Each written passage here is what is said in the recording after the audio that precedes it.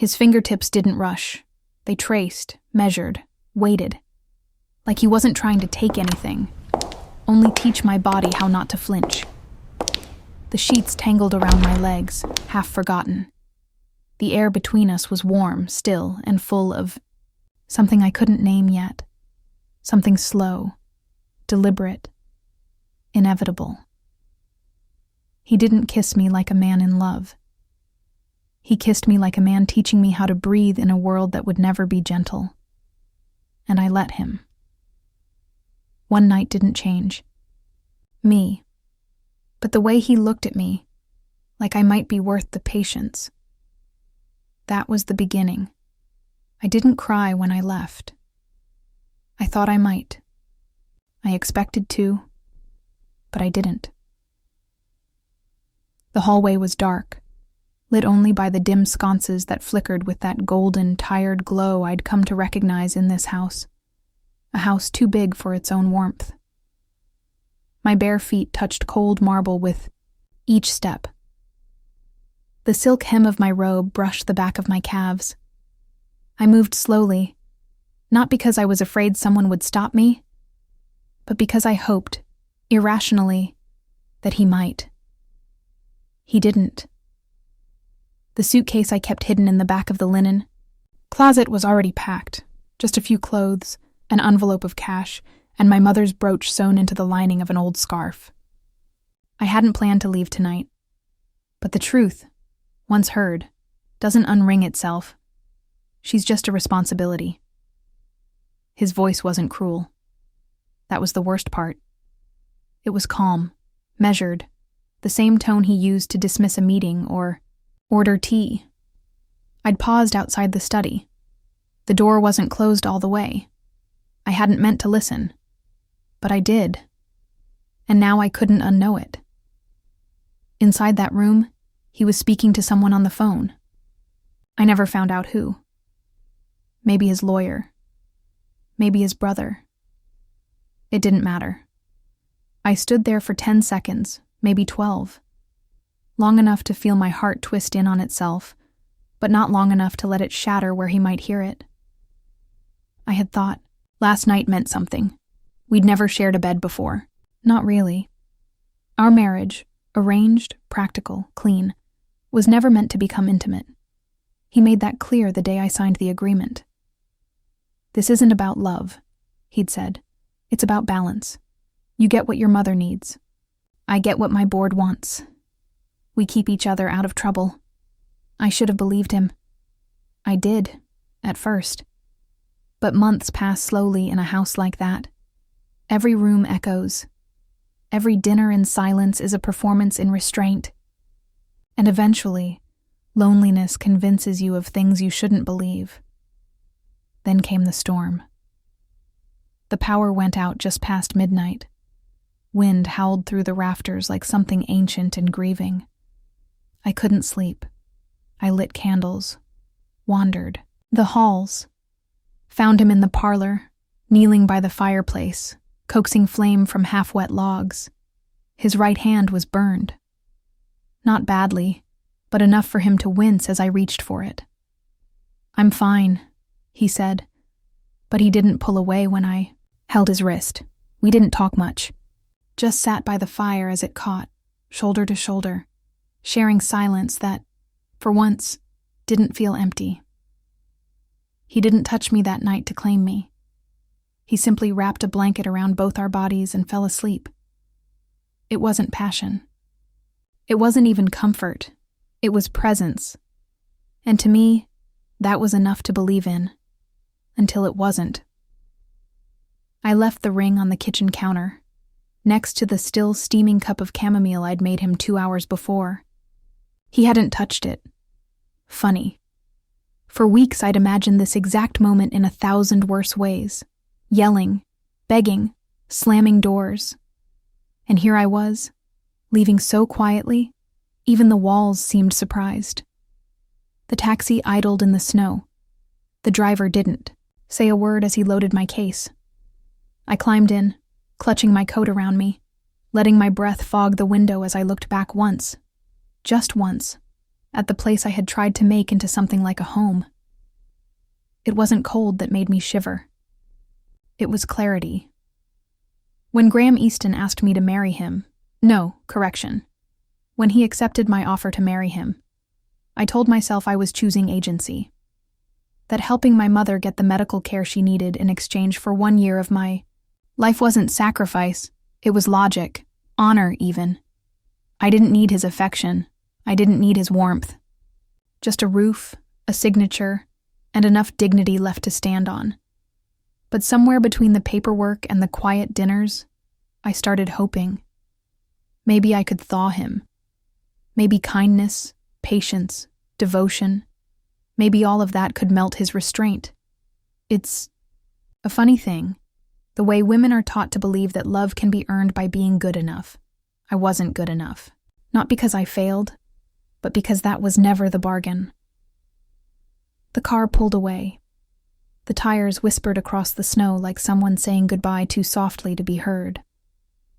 I didn't turn back again. I didn't need to.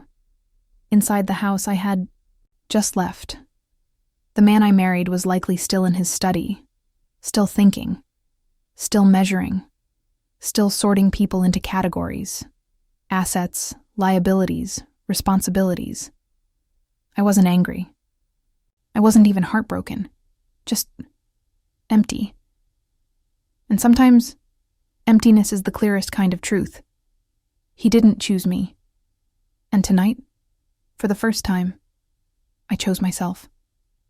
But somewhere, deep beneath the steel I was wrapping around my spine, a voice whispered, "This isn't the end. You'll come back. But not because he calls you.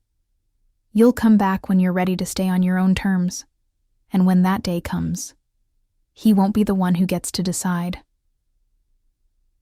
I met Graham Easton for the second time in my life on a Tuesday morning, with my mother's medical chart in my bag and my pride crumpled in my coat pocket like an old grocery list. The first time was a decade earlier. I was 13, and he was the man who paid off our mortgage when my father died. He didn't come in person, just sent a lawyer and a typed letter. My mother cried for a week, not because she was grateful, but because she didn't know how. To say thank you to someone she'd never met. We never heard from him again, until I went to find him.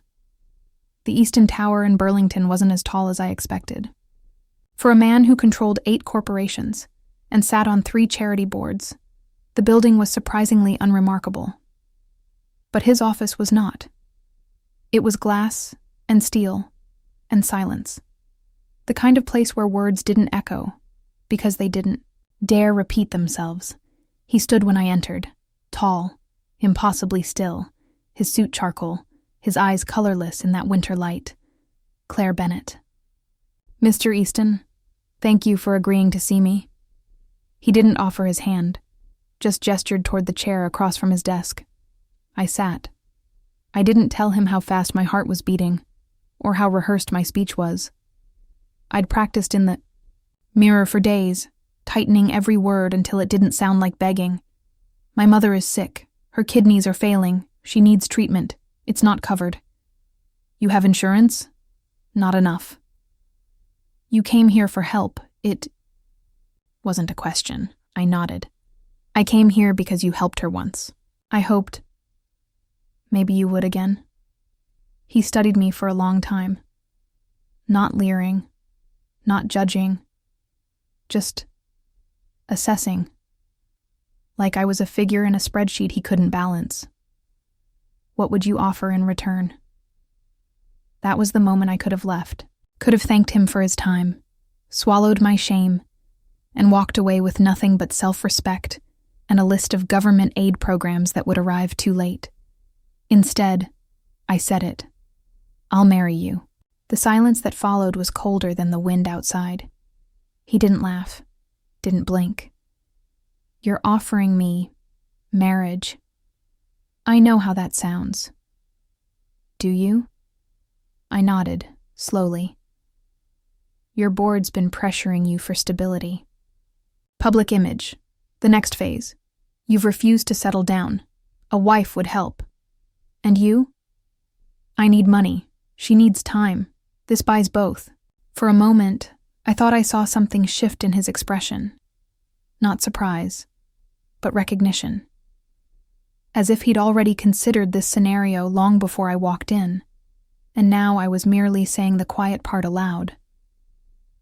He leaned back. "You're 23. I know. You've never been married?" "No." "No legal complications? Past debts?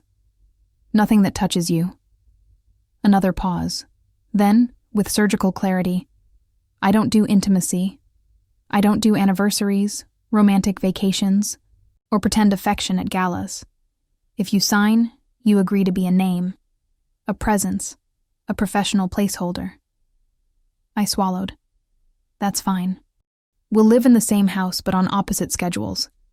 You'll have access to accounts for your mother's care, but nothing beyond the agreement. You may leave after 1 year, quietly. No scandal, no interviews." And then, like an afterthought, "Are you a virgin?" I stiffened. He met my eyes. "I don't ask for morality, only predictability. Emotional entanglements ruin arrangements like these."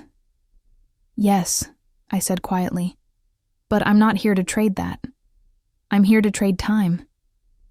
His expression didn't change, but something in his shoulders relaxed. Slightly. Fair. He opened a drawer, took out a document already printed. Either he kept it there for emergencies, or he'd expected this, somehow. Have it notarized. Return it within 72 hours. I stood. My legs ached from tension. My palms were sweating, but my voice, somehow, held. "Thank you." He looked up just once before I turned to leave. "Claire." "Yes?" "Don't fall in love with me. I won't save you if you do." I remember walking out of that tower with the contract in my hands, and a hollow in my chest that felt like dignity packed into a box too small to hold it. I wasn't sure if I was brave, or just tired of waiting for miracles that never came. That night, I told my mother the money came from a foundation scholarship. I told my little brother I'd gotten a job out of state, and I told myself that signing the papers didn't mean I was weak. It meant I could survive 1 more year. Just 1. A year of holding my breath. A year of dinner plates for 2 that never saw food. A year of being a wife in title only. But deep down, I did what every fool with a soft heart does. I hoped. Not for a fairy tale. Not even for romance. Just for a flicker. A moment. Of being seen. I married him 3 weeks later. No flowers, no ring exchange, no kiss. Just pen to paper. Silence. And a single thought echoing in my chest like a dare.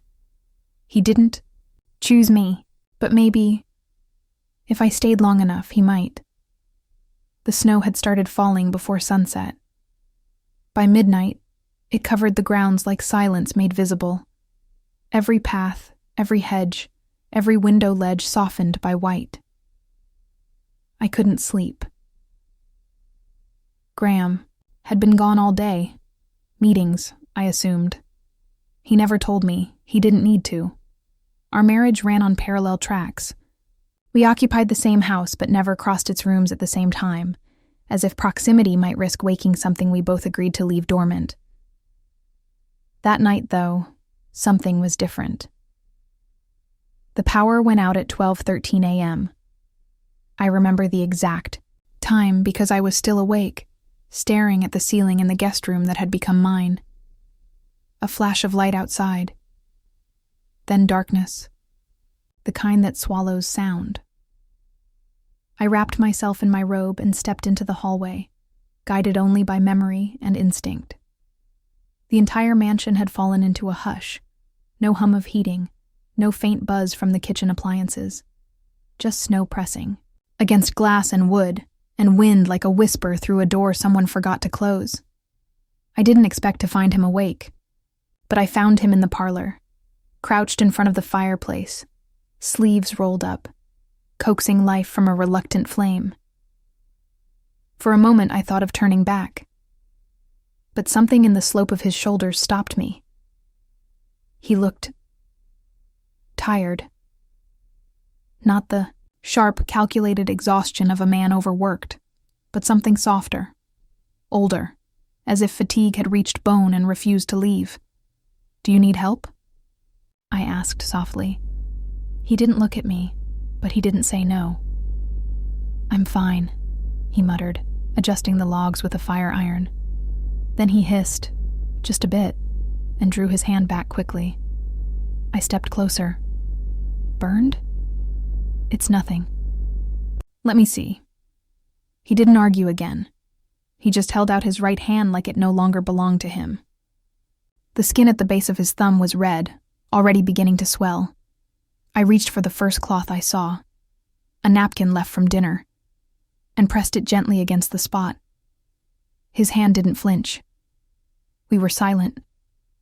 The fire crackled and finally caught, throwing orange shadows against the stone. For the first time, I saw his face in low light, unguarded, no harsh angles from overhead fluorescence, no sterile boardroom glare, just a man, exhausted, flesh and blood, mortal. "You should run it under cold water," I murmured. He looked at me. Not in that sharp way he usually did, assessing, weighing, but with the unspoken confusion of someone not used to being touched without transaction. Then he nodded. Once. "I'll live," he said. "I know," I replied, "but you don't have to do it alone." He sat down on the rug, knees pulled up, one arm draped over the back of a nearby chair. I sat beside him, not close, but not distant either. Close enough to feel the warmth from the fire and the slow, steady beat of being near another human being. "Funny," he said quietly, staring into the flames. "I own half this state, and still couldn't afford a generator strong enough for this wing." I smiled. "You never struck me as someone who tolerated failure." He didn't smile back, but he didn't argue either.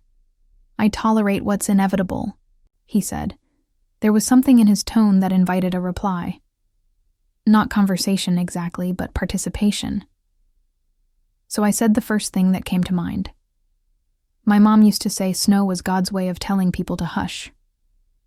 He turned slightly, toward me. "Hush?" "Yeah." She'd light a candle, make tea, and tell me the world got too loud sometimes, and snow was his reset button. He didn't respond, but I could tell by the way he tilted his head that he was filing it away, as if it were data, but not the kind that ended in a graph. Minutes passed. Maybe more. The fire crackled. My knees warmed. The robe I wore smelled faintly of cedar and the lavender sachets I kept in the drawer. Then, without looking, Graham reached for the blanket draped over the back of the sofa and tossed one end over. "My lap. I won't bite," he said. "I know," I whispered. We sat like that, two people wrapped in silence that wasn't hostile for once, not transactional, not contractual, just two forms of loneliness pressing gently against each other, wondering if touch might mean something without demanding anything in return. His hand didn't touch mine, but the edge of the blanket did. And somehow, that was enough. I must have drifted off. The fire was lower when I blinked awake. He was still there. Eyes closed, head resting back against the chair, breathing steady. He hadn't moved away. He hadn't left me there alone. Carefully, I rose to my feet, pulled the blanket higher over his shoulders, stared at him 1 second longer than I should. Have he looked peaceful? Unreadable. Human. And I knew as I walked back toward my room that something had changed. Not everything, but enough. I hadn't touched him. And yet, tonight, we had been closer than ever. I didn't know then that the next morning he would pretend it never happened. I didn't know yet that the warmth of that fire would feel like a lie once the light came back. But in that moment, in that quiet flickering now, I believed in the possibility that maybe, just maybe, he had needed someone. And I had been there. Not as a wife. Not as a name on a contract.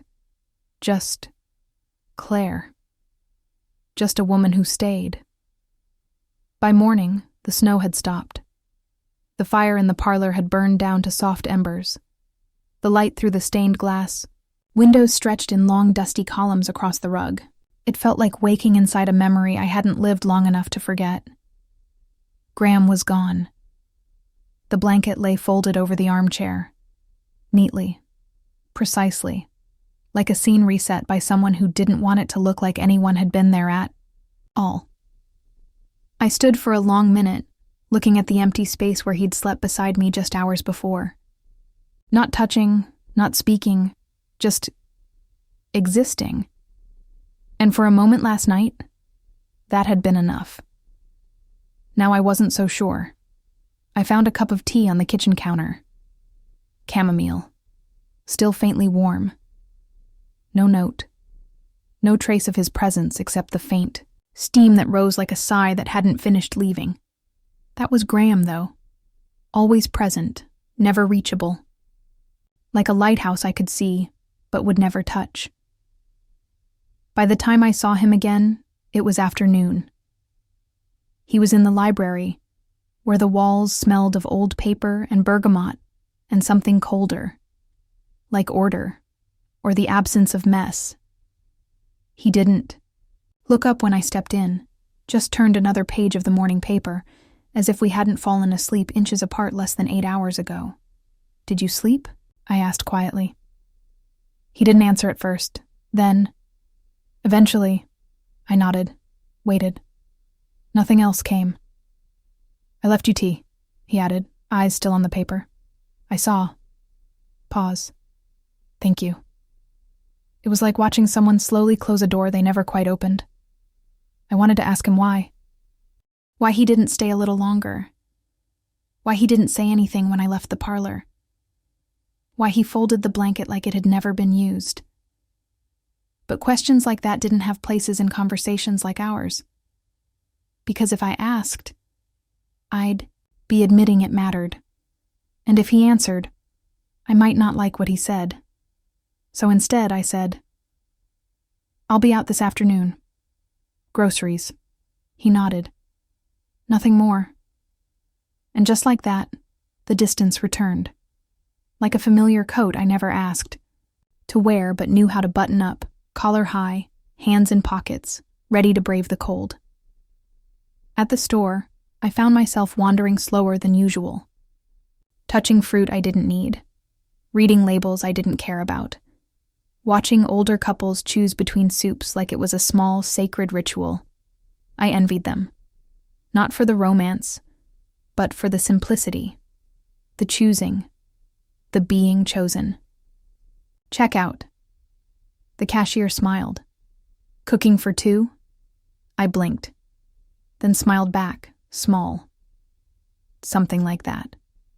When I returned, the house was silent again. Graham wasn't in the library, or the office, or the dining room with its table long, enough for 8, but set for none. I left the groceries in the kitchen and wandered upstairs. Not looking for him, exactly. Just movement.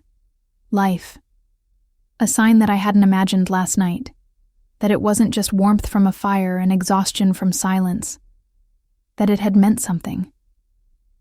I passed by his door. It was open. He was inside, sitting on the edge of the bed, tie loosened, sleeves rolled up, staring at the floor like it had said something offensive, and he hadn't yet figured out how to reply. He didn't look up. But he spoke. "You're not obligated to check in." "I know," I said softly. A pause. Then, "It's not that I regret it. Last night." My breath caught. "It's that I don't know what to do with it." There it was. The sentence I hadn't known I needed, and hated that I did. He wasn't cold. He wasn't cruel. He was stuck. And maybe that was worse, because I could have handled rejection. I could have survived indifference. But this halfway place between connection and caution, it made me want to scream and whisper at the same time. I stepped into the room, not close, just enough. "You don't have to do anything with it," I said. "You don't owe me a reaction." His eyes met mine. "But you want one." A beat passed. "I want you to feel what I felt," I said honestly. "Even if it scared you." He looked away, toward the window. It did. I didn't say anything else. Just left. Not in anger, not in retreat, but because some moments are too raw to press on, and some truths only settle when left untouched for a while. Back in my room, I found the scarf I'd wrapped around my neck the day I moved in, still smelling faintly of lavender and the hope I brought with me. I pulled it over my shoulders and sat by the window. Snow was melting, dripping from the roof like time losing its grip. And in that soft, slow unraveling, I realized something. Last night I'd felt something real. This morning I'd been reminded that real doesn't always mean ready. And Graham Easton, brilliant, broken, beautiful Graham, might never be ready. But for the first time, he hadn't denied what was happening. And maybe that was enough. For now. The first time I saw the letter, it was by accident. I had gone into the study to find a book. Any book, really. Something to distract me from the way silence now seemed to gather around me like dust. It had been 3 days since that night. In the parlor, 2 days since Graham's quiet admission. I don't know what to do with it.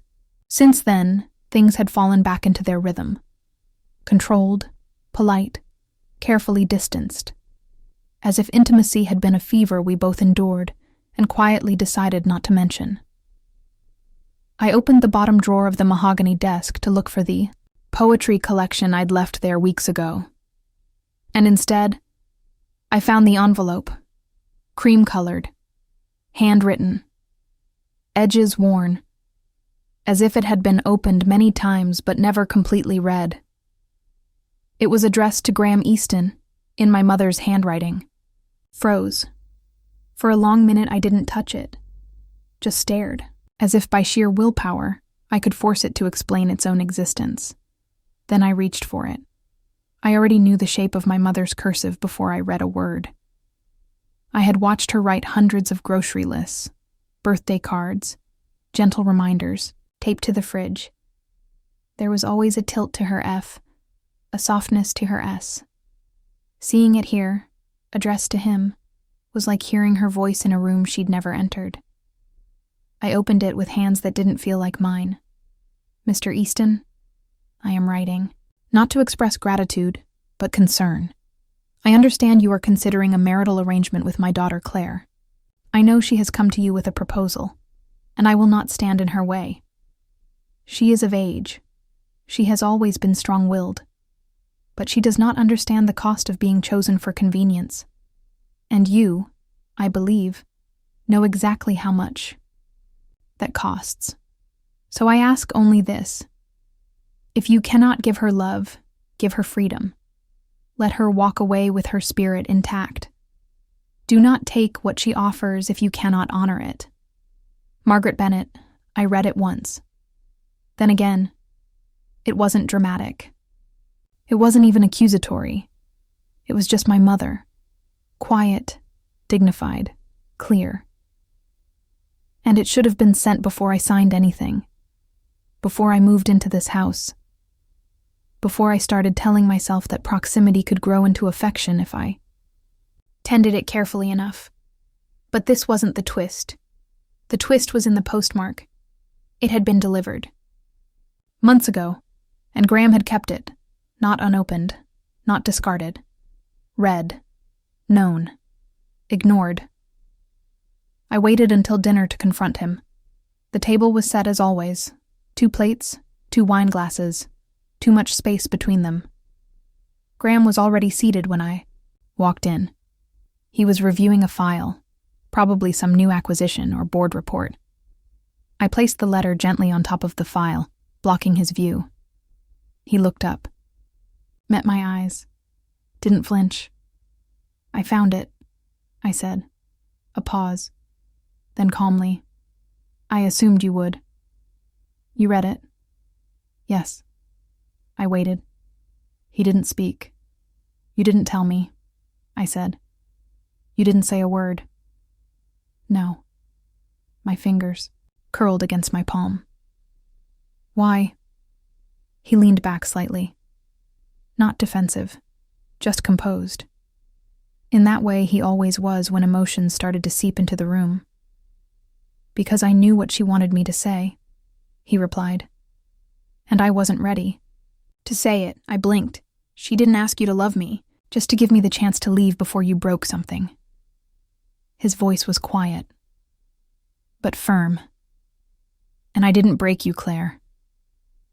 That hurt more than anger would have, because in his mind, silence wasn't cruelty. It was restraint. He didn't think he'd done anything wrong. I sat down slowly. "You kept the letter?" "Yes." "Why?" He stared at the glass of wine in front of him as if it might answer for him. "Because I didn't want to forget that someone saw me clearly. Before you did. That stopped me." It wasn't the answer I expected. "You mean my mother?" He nodded. She knew what I am, the way I compartmentalize people. How I file them under obligation or problem or safe. And she still trusted me with you. She didn't trust you. She warned you. Graham closed his eyes for a moment. "I know." Silence stretched. Then I said what neither of us wanted to admit. "I wasn't a person to you when I moved in. I was a strategy." He didn't deny it. "But the worst part," I continued, "is that I let myself believe you might change." His eyes opened. Slowly. And I did. "No," I whispered. "You bent, then you snapped back." We didn't finish dinner. I left the table with the taste of disappointment sharp in my mouth, like metal or rain. Back in my room, I folded the letter and placed it in the drawer beside my bed, not to bury it, not to forget, but to keep it close. Like a compass I didn't know I'd need. Because something had shifted. I didn't want to leave him. Not yet. But now I knew that staying would no longer be about hope. It would have to be about choice mine, not his. I didn't pack much when I left. Just a small bag, my scarf, and the letter. No dramatic goodbye, no slammed doors. I left a note in the kitchen, folded neatly beside the kettle, where he would see it, but not soon enough to stop me. Taking some time. Don't follow. I'll be safe. Claire. I didn't want to run. I just needed to breathe somewhere that didn't carry the echo of things unsaid. The cabin was my mother's, tucked away 2 hours north on the edge of Lake Arrowhead. A single-story rectangle with drafty windows, creaky floors, and no cell reception, unless you stood on the porch and whispered to the sky. I hadn't been there since her funeral. The moment I stepped inside, it was like her arms wrapped around me again, in the smell of pine and tea, the threadbare quilt on the couch, the quiet hum of a space that never demanded more than I could give. I lit the stove, boiled water, let the silence ask its questions. Why did you stay so long? Why did you think love could grow out of convenience? Why are you still hoping he'll miss you? I didn't answer. Not out loud. But I sat with the questions. Let them settle beside me like companions I hadn't invited, but couldn't ignore. On the second night, I found one of my mother's old journals, tucked behind a box of tea. She hadn't been poetic, just honest. January 3rd. Snow's thick again. Claire's growing fast. Looks more like him every day. She asked me tonight if love always looks like sacrifice. I didn't know how to answer her. Maybe it's not about what we give up. Maybe it's about who stays even when giving up is the easier choice. I read that line 3 times, then closed the book gently, like it might shatter if I looked too long. I stayed 5 days. I chopped wood, brewed coffee, took walks through trails I half remembered from childhood. I didn't cry, but I also didn't smile. I just existed, which for a while felt like enough, until the letter came. On the morning of the 6th day, a car pulled up. I didn't recognize it. It wasn't Graham's. A man in a long wool coat stepped out, holding a thick envelope. His name was Eric, Graham's lawyer. I remembered him from the wedding, quiet, watchful, the kind of man who noticed more than he said. He didn't try to come inside. "Mr. Easton asked me to deliver this personally," he said, handing me the envelope. "Is he all right?" "He's alive," Eric said. Then, after a pause, "But I wouldn't say he's all right." Then he left. No questions, no pressure, just a car disappearing down a snow-packed road. I held the envelope for an hour before opening it.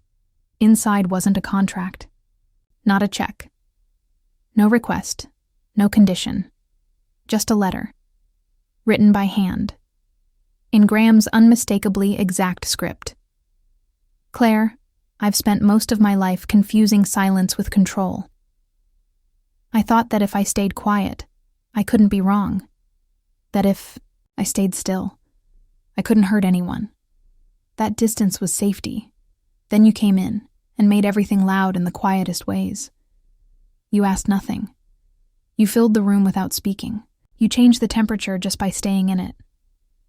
I didn't know what to do with that. I'm not writing to ask you back. I'm not writing to apologize. I'm writing because I realized that for the first time, I missed something before it was gone. You, before you left. I hope the cabin brings you peace. I hope your mother's voice still echoes where it matters. And I hope you know, you were never just a responsibility, not to me. Graham, I read it once. Then I folded it, pressed it to my chest, and for the first time in weeks, I let myself cry. Not because I forgave him, not because I was ready to go back, but because he had finally said something real. That night, I lit a candle in the cabin window, not as a signal, not as a promise, just a small flicker of truth, that even the coldest winter can hold a little light, and that sometimes, disappearing, isn't about running away. It's about becoming visible to yourself. I returned to the city 2 weeks after the letter, not to see him. Not yet. I had errands, things to do, groceries to buy, a dentist appointment I'd put off 3 times. Life had a way of pushing forward, even when your heart still lived in a cabin 2 hours north. I didn't tell Graham I was back. I didn't have to. He didn't call. He didn't text. But he knew. And he waited. I first saw it on the news, scrolling through a muted TV screen at the pharmacy. Easton Group announces major donation to Renal Care Foundation, $15 million under New Bennett.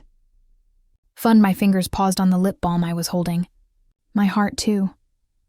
I stared at the screen, at his name, at my mother's, and I knew, instantly, it wasn't a PR move.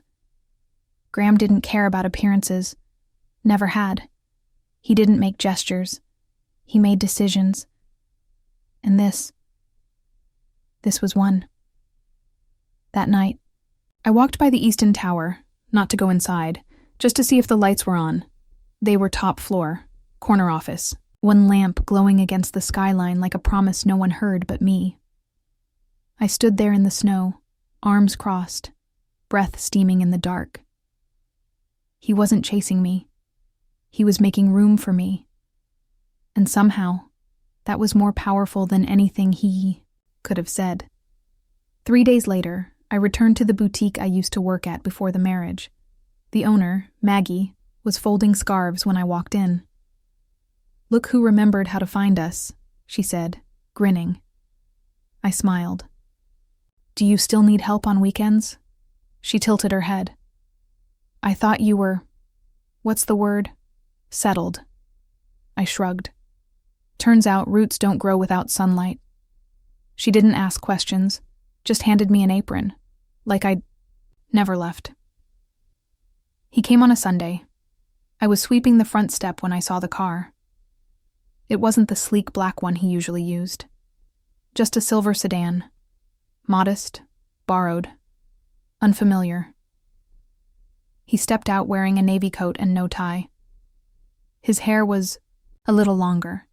His eyes somehow older. I didn't speak. Neither did he.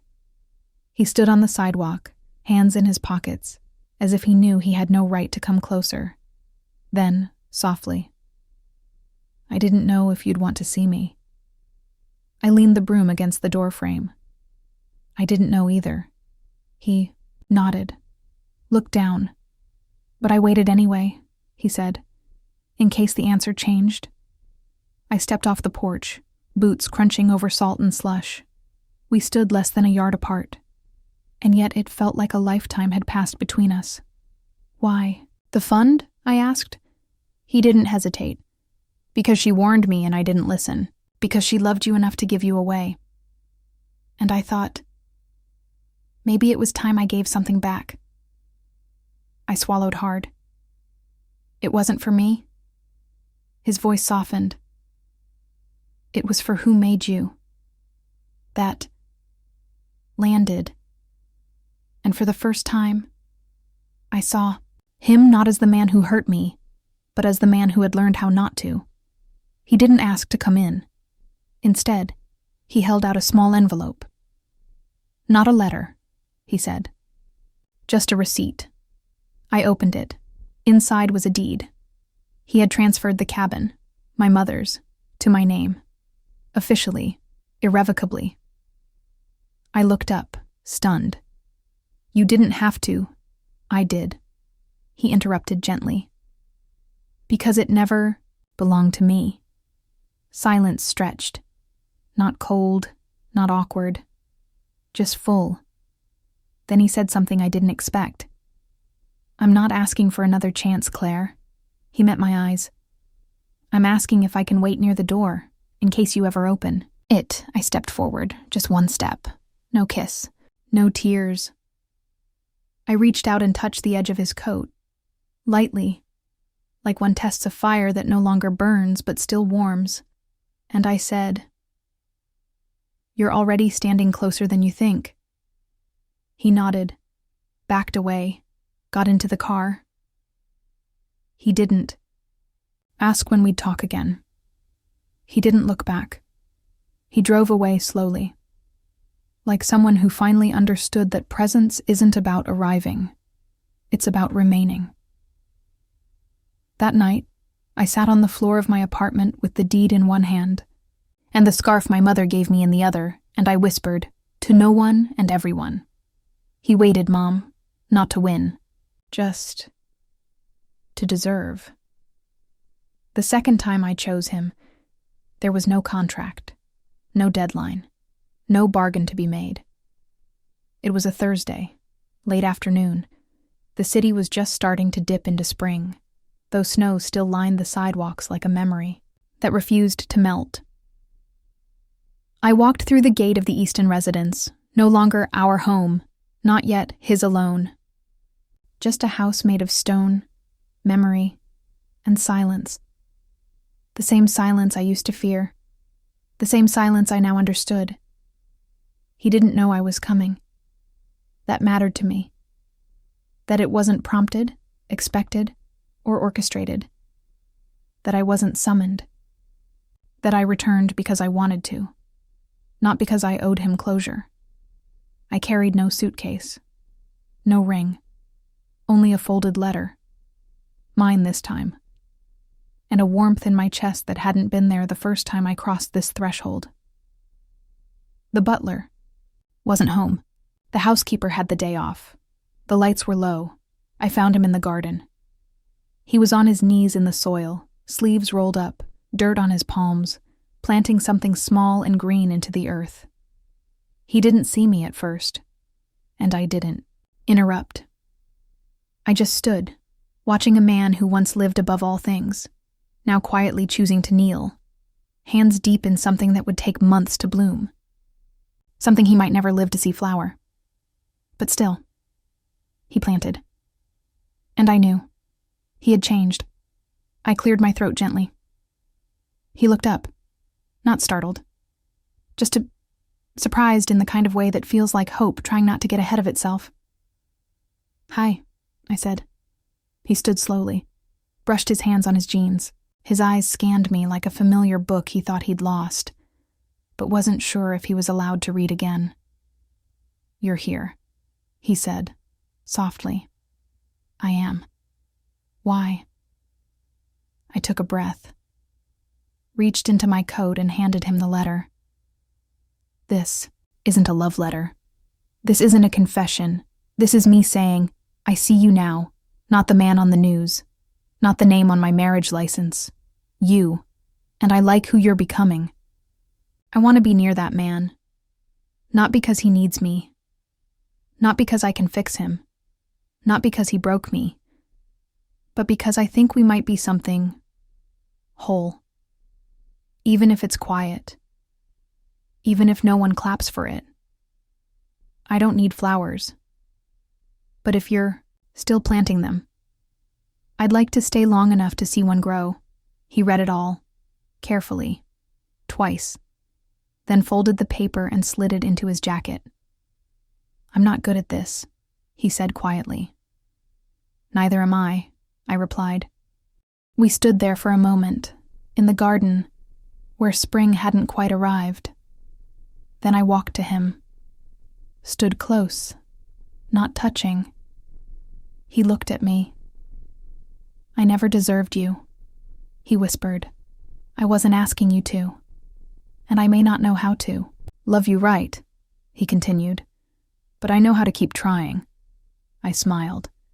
"That's the only kind that lasts." We didn't kiss. Not right then. Instead, we sat on the garden bench, side by side, his dirt-stained hands inches from mine. He told me he'd been reading the book I left behind in the study. The one with the underlined poems. He pointed to the saplings in front of us. "Peonies," he said. "They take years to bloom properly. Some don't survive their first winter." I looked at him. "And yet, you planted them." He nodded. "Because I wanted something beautiful, even if I might not deserve to see it." Night came slowly. The porch lights blinked on. The wind picked up, carrying the scent of soil and something older, maybe forgiveness, maybe the ache of time passed too quickly. I stayed. We made tea. We sat in the kitchen, where the light was soft and the chairs finally felt used. No grand declarations. No sudden swells of music. Just two people with nothing to prove. At some point, he reached for my hand. This time not cautiously, not asking, just trusting. I let him. And in that stillness, I knew. This was not about falling back in love. It was about choosing love the second time, with eyes open, heart steady, and no illusions left to lose. I slept in the master bedroom that night, not because it had changed, but because I had. And when I woke the next morning, to sunlight slicing across the sheets and the smell of coffee Graham never used to drink, but now made just for me, I whispered a truth I never got to say the first time. This time, I choose you too. Not because I had to, but because now I wanted to stay. If this story touched something quiet in you, if it reminded you that love can still grow in unexpected soil, then don't forget to give it a like and subscribe for more gentle, powerful journeys like this one. Sometimes, the softest stories stay with us the longest. Thank you for being here.